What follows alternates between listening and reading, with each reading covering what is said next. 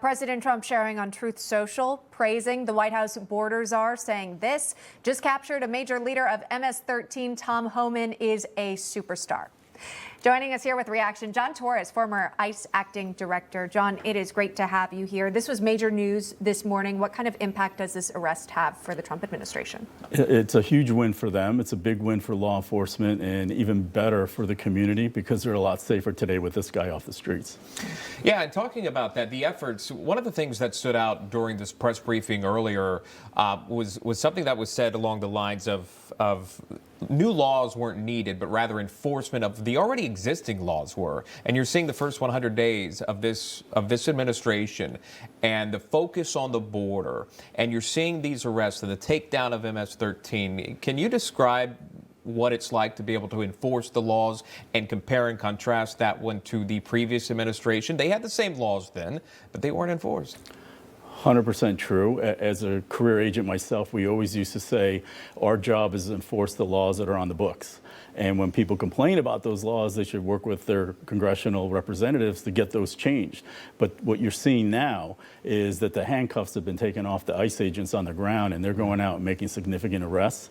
And so what you, in addition, where that leads you is the border is much more safer, especially with arrests down and encounters down about 99% over the same time frame from a few years back, including last year.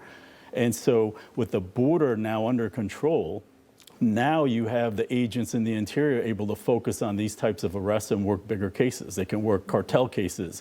They can go after leaders of MS-13 and other dangerous gangs, and they can do RICO cases using these statutes that are on the books now. Yeah.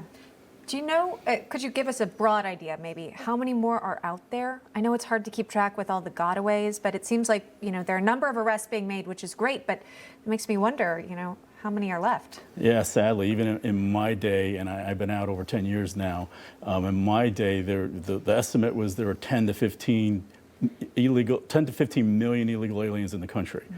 You then drop that down and talk about criminals, and there were close to 1 million, if not a few more than 1 million criminals in the United States.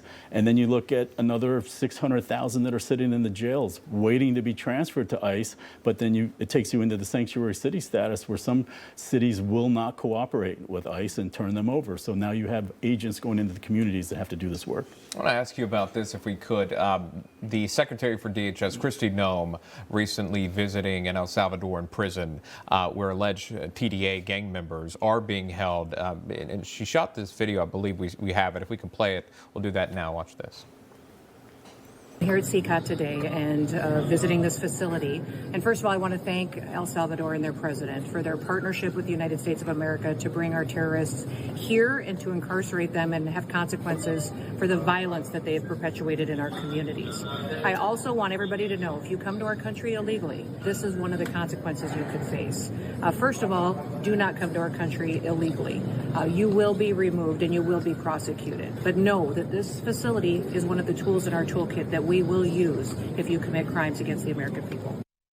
Okay, so you've served under 2 administrations in that capacity with ICE. And then you see videos like this, and you see news articles that are put out of all these achievements, if you will, by ICE and this administration in terms of the border. I'm curious, what are your thoughts of the messaging? Does this resonate with TDA, with MS-13, with those trying to cross illegally? Do they see videos like this and say, you know what, maybe we shouldn't do it? Yeah, absolutely. That message right there sends a strong message of deterrence. The visual itself, with all the criminals sitting behind her as she's talking about this, what I see is that people want to come to the United States, but so do the criminals, and they take advantage of the opportunity, especially when the borders are wide open and lax. And so if the message is out there that you're going to come into the country and not be released to your families, but instead you're going to be put in ICE detention and then transferred to a prison like that, people are not going to come across. They don't want to be in that prison. The Trump administration has made it very clear, you can leave right now, or we're going to come after you and find you, especially if you're committing crimes. John Torres, former acting ICE director, thank you so much for joining us in the studio. We really appreciate your insight. Thanks for having me. Absolutely. Information. Truth is freedom. is Newsmax. It's real news for real people.